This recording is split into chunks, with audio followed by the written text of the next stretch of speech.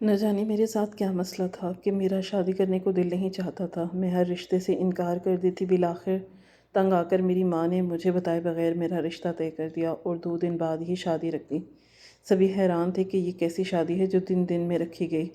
شادی کی رات جب دلہا نے میرا گھونگھٹ اٹھایا تو یہ دیکھ کر میرے پیروں تلے سے زمین نکل گئی کہ یہ کہانی حقیقت پر مبنی ہے اور جن خاتون کی حقیقی زندگی سے تعلق رکھتی ہے میں انہی کی زبانی آپ کو سناتی ہوں۔ کہانی میں اصلی ناموں کی جگہ فرضی نام استعمال کیے گئے ہیں۔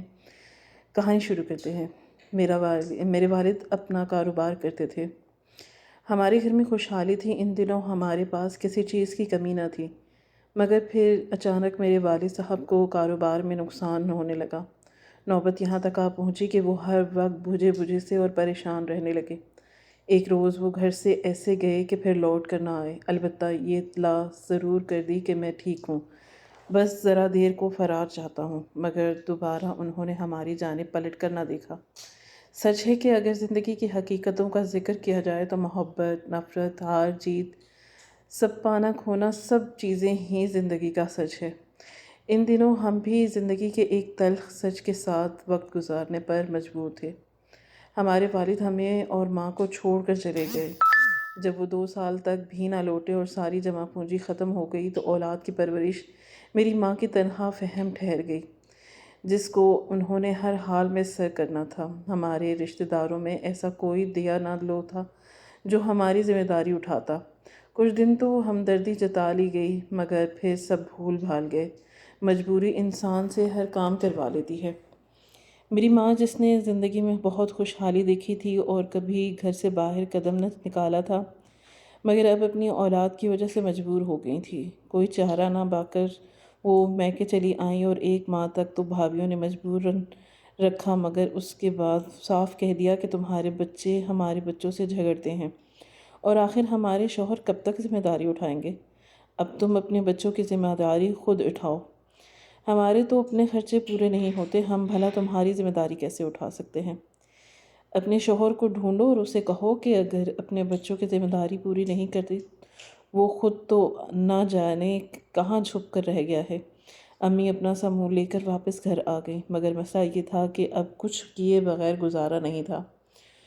ہمارے پاس تو اب کوئی چیز نہ بچی تھی کہ گھر میں تو فاقوں کی نوبت سی آ گئی تھی۔ بالآخر ایک روز میری امی اپنے ایک دور کے رشتہ دار کے گھر پہنچی، وہ بھی اس وجہ سے کہ دل میں امید لیے گئیں کہ یہ لوگ باقی رشتہ داروں سے مختلف ہیں اور ہمدرد دل رکھتے ہیں۔ یہ امی کی دور کی کزن تھیں، پر ہم ان کو خالہ نسرین کہتے تھے۔ انہوں نے امی کو دیکھتے ہی گلے لگا لیا اور عزت و احترام سے بٹھایا۔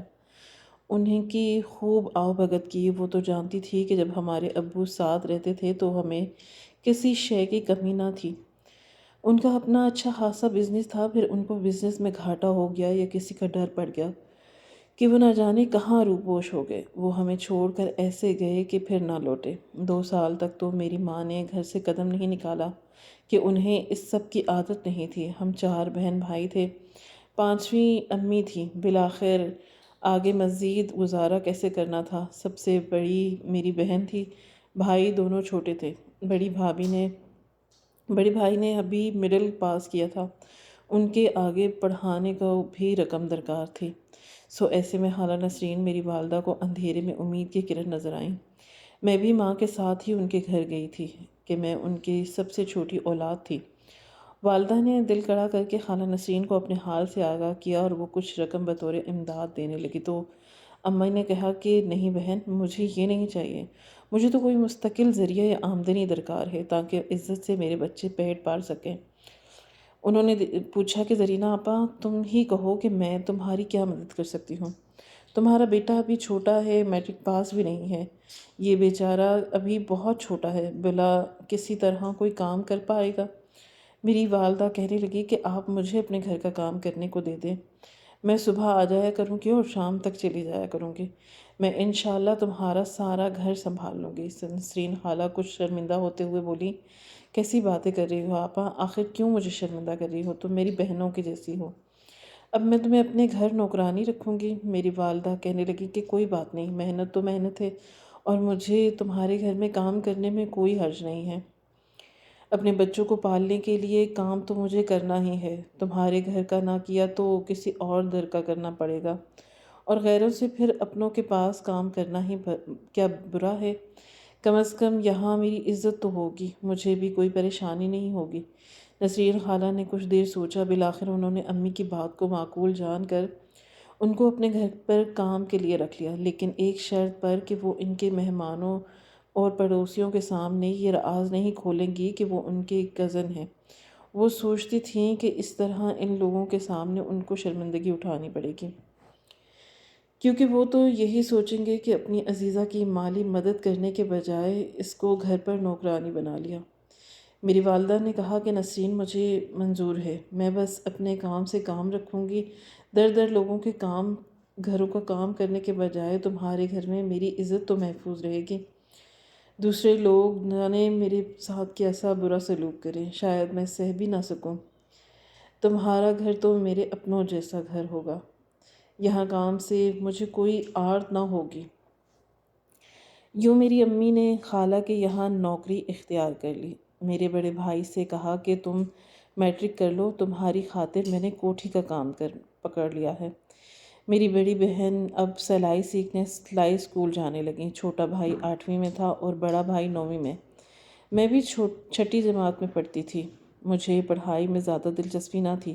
وقت گزرتا رہا اور میں 9ویں میں فیل ہو گئی تو اسکول چھوڑ دیا اور گھر کے کام کاج کرنے لگی۔ کبھی کبھار میں بھی امی کے ساتھ خالہ نسرین کی کوٹھی چلی جاتی۔ خالہ کا گھر ہمارے گھر سے بہت زیادہ دور تھا، شاید میری والدہ کو پیدل جانا پڑتا تھا۔ یہ بات سچ ہے کہ خالہ نسرین بہت اعلیٰ خاتون تھی، ان کا اخلاق بے حد اچھا تھا اور وہ اب بھی ہمارے ساتھ اپنوں جیسا ہی سلوک رکھتی تھی اور امی کا احترام کرتی، بالکل جیسے بڑی بہنوں کا کیا جاتا ہے۔ امی نے ان کے گھر کا سارا کام سنبھال لیا تھا۔ ان کے شوہر کے غیر تھے لیکن وہ بھی بہت اچھے آدمی تھے، وہ بھی ہماری مالی امداد وقتاً فوقتاً کر دیا کرتے تھے۔ ہمارے محلے میں ایک کریانہ اسٹور تھا، میری والدہ اس سے سودا سلف وغیرہ لیا کرتی تھی اور ہم ان کو چچا رمضان بلاتے تھے۔ یہ مہربان دکاندار محلے داری کے سبب ہمارے حال کو جانتے تھے، اکثر ادھار پر راشن دے دیا کرتے تھے، اور چچا رمضان کا ایک بیٹا ٹیلر ماسٹر تھا، اس کی بازار میں درزی کی دکان تھی۔ جب میرے بھائی شعیب نے میٹرک پاس کر لیا تو چچا رمضان نے اس کو اپنے بیٹے کے پاس سلائی کا کام سیکھنے کی خاطر اس کی دکان پر بٹھا دیا۔ وقت گزرنے لگا اور میرے بھائی نے یہ ہنر بھی سیکھ لیا، اب وہ بھی ایک اچھا درزی بن چکا تھا۔ ٹیلر ماسٹر نے اس کو اپنے پاس ہی ملازم رکھ لیا اور اسے اچھی تنخواہ دیتا، کیونکہ شعیب بھائی بہت عمدہ سلائی کرتے تھے اور وہ ان کے شاگردوں کی صف میں سب سے آگے تھے۔ جب ہمارے گھر کے حالات کچھ سنبھلے تو امی نے کچھ رقم جوڑنا شروع کر دی، انہیں میری بڑی بہن کے لیے ایک اچھا رشتہ مل گیا اور یوں ان کی شادی طے ہو گئی۔ کچھ خالہ نسرین نے بھی اس سلسلے میں مدد کی اور میری بہن سدرا کی شادی ہو گئی۔ ان دنوں میری عمر 16 سال کی تھی۔ گھر میں اکیلے ہونے کے باعث میں بھی امی کے ساتھ خالہ کی کوٹھی میں جاتی تھی۔ وہاں پر خالہ کی بیٹیاں ایمن اور یمنہ باجی کو دیکھتے تو میرا بھی دل کرتا کہ ان کے جیسا بننے کو۔ ان دنوں کا اخلاق اور اپنی ماں کی طرح بہت اچھا تھا، وہ میرے ساتھ بہنوں کی طرح پیش آتی تھی اور میں ان کے ساتھ گزرا ہوا وقت کبھی نہیں بھول سکتی۔ ان لوگوں نے بہت سے اچھے گن سیکھے۔ جب میں ان دونوں کو قیمتی اور خوب لباس پہنے دیکھتی تو میرا بھی دل کرتا کہ انہی کے جیسے کپڑے پہنوں۔ وہ اکثر اپنے پہنے ہوئے اچھے اچھے کپڑے مجھے دے دیا کرتی تھیں، جن کو میں بھائی کو دے دیتی اور انہیں میرے لحاظ سے ٹھیک کر کے دیتا تو میں پہن لیتی۔ یہ کپڑے مجھے خود پر خوب جچتے تھے، معلوم ہوتے تھے، اور لیکن ان کے دیے ہوئے کپڑے انہی کے گھر پہن کر جانا مجھے اچھا نہیں لگتا۔ جب ان کے گھر جانا ہوتا تو میں اپنے کم قیمت والے کپڑے اچھی طرح استری کر کے پہن کر جاتی تھی۔ وہ کئی بار کہتی کہ تم نے ہمارے دیے ہوئے کپڑے کیوں نہیں پہنے، ہم نے تمہیں کبھی پہنے ہی نہیں دیکھا۔ تب میں بہانہ کرتی کہ امی کہتی ہیں کہ تم ایسے اچھے کپڑے پہن کر میرے ساتھ آتی جاتی ہو تو لوگ ہمیں گھورتے ہیں، اس لیے وہ کپڑے میں اپنی بہن اور سہیلیوں کے گھر میں ہی پہن کر جاتی ہوں۔ ایمن باجی اور یمنہ باجی کے ساتھ رہ کر میں گفتگو کے آداب سیکھ گئی تھی۔ وہ دونوں ہی کافی بدتمیز اور سگڑ قسم کی تھیں۔ میں نے بھی ان کے ساتھ رہتے ہوئے انہی کے طرح کا رکھ رکھاؤ اٹھنا بیٹھنا، طریقہ تمیز اور اچھا کھانا بنانا، عمدہ طریقے سے مہمانوں کو پیش کرنا، سبھی وصف سیکھ لیے تھے۔ اب ہمارے گھر جو بھی آتا تھا مجھے دیکھتا تو میری تعریف ہی کی بنا نہ رہ جاتا۔ میری امی بیچاری تو اب بڑھاپے کی طرف جا رہی تھی، لہٰذا وہ خالہ نسرین کے گھر کے کام کرتے ہی تھک جاتی تھی۔ میں اب اپنے گھر کو بھی سنبھالتی اور امی کے ساتھ خالہ نسرین کے گھر بھی جاتی۔ گھر میں بھائیوں کے کپڑے دھونا، استری کرنا، وقت پر ان کے لیے کھانا تیار کرنا اور گھر کی اچھے سے صفائی ستھرائی کرنا۔ جب مہمان آئے ہوتے تو میں انہیں مزیدار کھانا بنا کر اچھے سے پیش کرتی۔ یوں جو کوئی ہمارے گھر آتا وہ اپنے گھروں میں جا کر میری تعریفیں کرتا۔ خواتین تو اپنے بیٹوں کو میری مثالیں دیتی تھی کہ زرینہ کی بیٹی تو ہیرا ہے، کیسے اس نے سارے گھر کو چمکا رکھا ہے اور کس قدر میٹھی زبان ہے۔ خاص طور پر میری ایک خالہ زبیدہ جو نزدیکی گاؤں میں رہتی تھیں، وہ مجھے بہت زیادہ پسند کرتی تھیں۔ جب آتی گلے سے لگاتی اور میری بے حد تعریفیں کرتی۔ ہمارے کچھ ننیالی رشتہ داروں کو علم نہ تھا کہ میری امی کسی گھر میں کام کرتی ہیں۔ وہ یوں بھی بہت کم آتے تھے، کبھی عید پر کوئی آ جاتا تو حیران رہ جاتا کہ اس کی لڑکی تو بہت اچھی تربیت ہوئی ہے، طریقہ تمیز اعلیٰ درجے کا ہے۔ تبھی میرے لیے کم عمری سے ہی رشتے آنے لگے۔ میرے انداز اور عادتیں رشتہ داروں کو چونکا دیتی تھی۔ سچ بات تو یہ تھی کہ مجھ میں کوئی کمی نہ تھی، بس ایک شے کے سوا کہ میری رنگت میرے باقی بہن بھائیوں کی گوری نہ تھی، جبکہ میرے نقوش خوبصورت تھے مگر رنگت سانولی تھی۔ اس وجہ سے میں ان میں دب جاتی تھی۔ ایک بار اتوار کا دن تھا، اعلیٰ اطلاع ملی کہ میری پھپھو جو گاؤں میں رہتی ہیں وہ عرصہ دراز سے بیمار تھیں، فوت ہو گئیں۔ امی اتوار کے دن نسرین خالہ کی کوٹھی میں نہیں جاتی تھیں، لہٰذا انہوں نے فوتگی پر جانے کی تیاری کر لی۔ یوں بھی جانا تو ضروری تھا ہی۔ وہ مجھے کہنے لگیں کہ ارم تم بھی ساتھ چلو، تمہارے بھائی دکان پر ہیں، ان کا جانا تو مشکل ہے، مجھے بھی اکیلے جانے سے گھبراہٹ ہوتی ہے، ویسے تمہاری پھپھو ہیں، ہمارا جانا بنتا بھی ہے۔ یوں میں ان کے کہنے پہ ان کے ساتھ گاؤں روانہ ہو گئی۔ یہ 1.5 گھنٹے کا راستہ تھا۔ ہم تھوڑی سی دشواری سے وہاں پہنچ گئے۔ کچھ دیر فوتگی والے گھر بیٹھے، وہاں عورتیں ایک دوسرے کے گلے لگ لگ کر رو رہی تھیں اور بین کر رہی تھیں۔ کافی عورتیں میری امی کے گلے بھی لگیں اور روئیں۔ کچھ دیر بعد میری امی کا دل گھبرانے لگا۔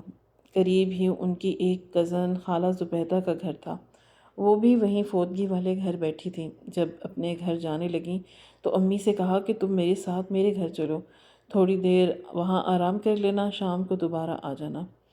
امی تو یہی چاہ رہی تھی کیونکہ فوتگی والے گھر میں اتنا ہجوم تھا کہ کہیں کوئی چارپائی خالی تک نہ تھی کہ وہ اس پر لیٹ کر کچھ دیر آرام ہی کر سکیں۔ یوں وہ خالہ کے ساتھ ان کے گھر چلی آئیں جو قریب ہی تھا۔ میں بھی امی کے ساتھ تھی۔ ہم ان کے گھر کے دروازے پر پہنچے تو دروازہ بند تھا۔ خالہ نے اپنے گھر کا دروازہ کھٹکھٹایا۔ چند لمحوں بعد ہی ایک نہایت ہی خوبصورت سا نوجوان دروازے پر آیا۔ اس نوجوان کو میں نے پہلی بار ہی دیکھا تھا۔ تھوڑی سی جھجک کے ساتھ اس نے ہمیں سلام کیا اور پھر گھر کے اندر جانے کا راستہ دیا۔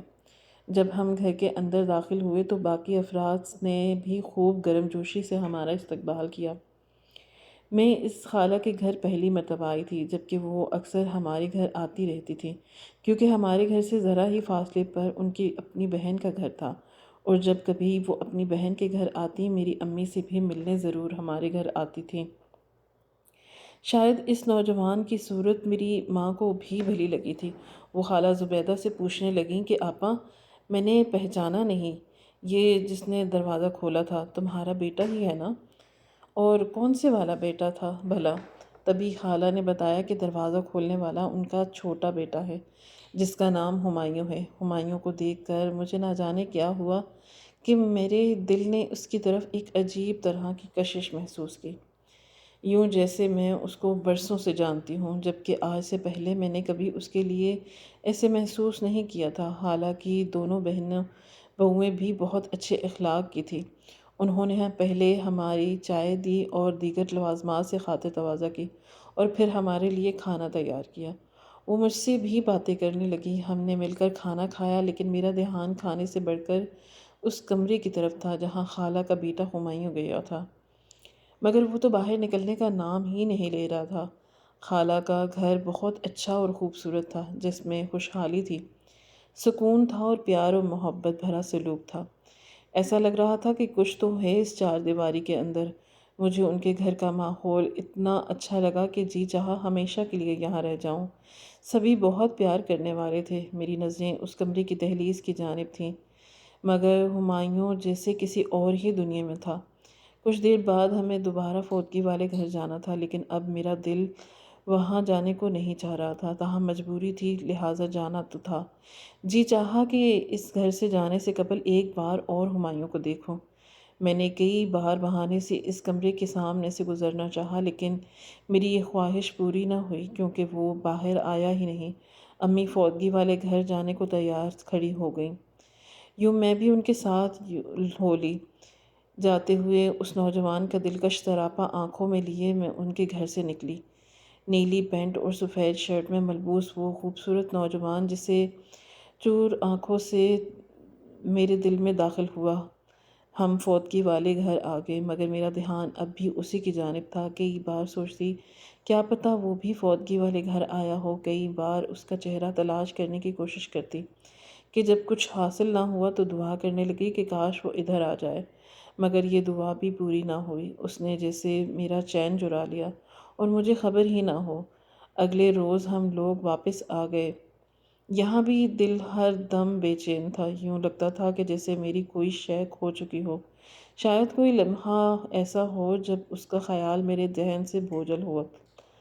مختصر یہ کہ اس روز ان کی ایک جھلک دیکھنے کے لیے بعد میں اسے نہ بھول سکی۔ وقت گزرتا گیا اور اس واقعے کو 3 سال گزر گئے۔ میں اب بھی ہمایوں کو نہ بھول پائی۔ امی اگر مجھے کبھی میرے سامنے خالہ زبیدہ کا ذکر بھی کر دیتی تو میرا دل زور زور سے دھڑکنے لگتا، یا پھر اگر کبھی پھپھو کے گاؤں کا ذکر کرتی تو تب بھی مجھے یوں لگتا کہ جس سے انہوں نے ہمایوں کا ذکر کیا۔ خالہ زبیدہ ایک مرتبہ کسی کام سے ہمارے گھر آئیں۔ مجھے ان کے آنے سے بے حد مسرت ہوئی۔ میں نے ان کی خوب تواضع کی، سب کا حال پوچھا، سب کی مصروفیت پوچھی تو وہ بہت خوش ہوئیں۔ انہوں نے بتایا کہ باقی تو سب ویسے ہی ہیں، بس چھوٹے بیٹے ہمایوں کی رسم منگنی کچھ دنوں میں ادا ہونی ہے۔ اسی سلسلے میں خریداری کرنے یہاں شہر آئے ہیں۔ میں نے سوچا آپ لوگوں کے گھر بھی چکر لگا لوں، اور آپ لوگوں نے بھی ہماری خوشی میں ضرور شامل ہونا ہے۔ ہمایوں کی منگنی کے بارے میں سن کر میری سانسیں ہی اوپر کی اوپر اور نیچے کی نیچے رہ گئیں۔ حالانکہ اس بیٹے کا یہی تو نام تھا اور ہمارے گھر اپنے بیٹے کی منگنی کا بلاوا دینے آئی تھی۔ میں تو یہ سن کر پھر ان کے پاس بیٹھنا ہی نہ سکی کیونکہ اب مجھ میں ہمت نہ تھی۔ آخر اپنے آنسوؤں کو بھی تو چھپانا تھا۔ میں اٹھ کر صحن میں چلی گئی۔ آنسو بے ساختہ میری آنکھوں سے بہنے لگے۔ میں کمرے میں آ کر بھی کافی دیر تک روتی رہی، حیران تھی کہ ایک جھلک ہی تو اس کی دیکھی تھی اپنے دل کو دلاسا دیتی۔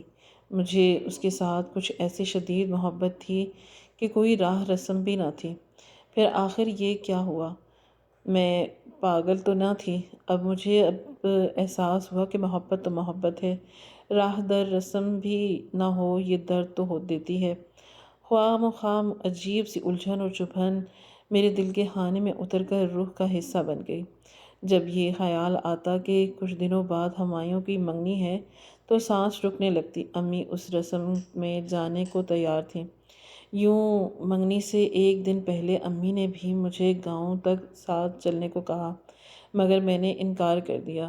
میرے دل میں تو عجیب سی ویرانی چھائی تھی۔ میں نے امی سے کہا کہ میری طبیعت ٹھیک نہیں ہے، میں نہیں جاؤں گی، آپ حبیب بھائی کے ساتھ چلی جائیں۔ امی بعد میں اکیلی ہی چلی گئیں۔ جانے سے پہلے میرے ذمہ کچھ کام کر لگا کے گئیں، مگر میں نے کوئی کام نہ کیا اور بس خاموشی سے بستر پر لیٹی رہی۔ رات بھر روتی رہی۔ اگلے دن میری اداسی کو کوٹھے والوں نے بھی محسوس کیا۔ مجھ سے وجہ بھی پوچھی، لیکن کسی کو کیا بتاتی کہ کیوں اداس ہوں۔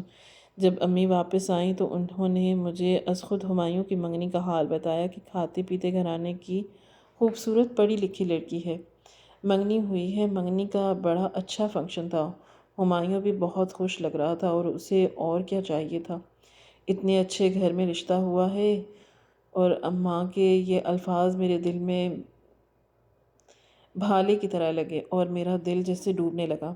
کئی دنوں تک افسردہ رہی، دل جیسے سنبھل ہی نہیں پا رہا تھا۔ انہی دنوں میرے لیے ایک رشتہ آیا۔ لڑکا FA پاس اور کسی فیکٹری میں ملازم تھا۔ اس کی تنخواہ بھی اچھی تھی، مگر میں اس کا موازنہ ہمایوں سے کرنے لگی۔ ہمایوں تو بہت خوبصورت تھا اور کماتا بھی زیادہ تھا۔ یوں میں نے اس رشتے کو قبول کرنے سے انکار کر دیا۔ جانے کیوں میرے ذہن کسی کے لیے بھی نہیں مان رہا تھا۔ والدہ نے مجھے خوب سمجھایا مگر میں نہ سمجھی۔ ادھر میں نے رشتے سے انکار کیا، ادھر ہمایوں کی شادی کا کارڈ آ گیا۔ مجھے یوں لگا کہ میری بدقسمتی میں اضافہ ہو گیا۔ اس کے 15 روز بعد شادی تھی۔ اب تو میرا دل جیسے ٹکڑے ٹکڑے ہو رہا تھا۔ مجھے کچھ بھی اچھا نہیں لگ رہا تھا۔ اس کی شادی پر امی کو تو جانا ہی تھا، میرا ساتھ جانے کا پروگرام بالکل نہیں تھا، لیکن نہ جانے کیوں میرا ہمایوں کو دیکھنے کو دل چاہ رہا تھا۔ سوچا کہ صرف ایک مرتبہ اس خوش قسمت لڑکی کو بھی تو دیکھوں جو اس کی دلہن بننے جا رہی ہے۔ یوں میں بھی امی کے ساتھ جانے کو تیار ہو گئی۔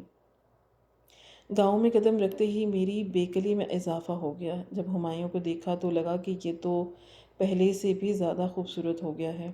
گیٹ سے اندر جاتے ہی اس نے سرسری نظر سے مجھے دیکھا۔ میں نے دوبارہ نظر ملانے سے نگاہیں چرا لی، بس چپ چاپ سی ایک طرف بیٹھی رہی، جبکہ اور لڑکیاں تو ہنس بول رہی تھیں، مگر میں انجان بنی رہی۔ بارات کے دن جب نکاح کے بعد ہمایوں اور اس کی دلہن کو بٹھا کر رسموں کا آغاز کیا گیا تو میری آنکھوں میں گویا منو مرچیں بھر گئی۔ گہرے رنگ کے پینٹ کوٹ میں ہمایوں اور سرخ رنگ کے لہنگے میں اس کی زندگی کی ساتھی، دونوں ہی بے حد خوبصورت لگ رہے تھے۔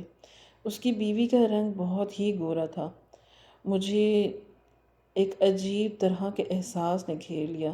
جو دکھ ملا احساس کمتری جیسا ہی تھا۔ میرا دل بھی اب چاہ رہا تھا کہ کاش اس لڑکی کی جگہ میں ہوتی۔ نہ جانے کیوں ایک حسرت سی میری اندر بھر گئی۔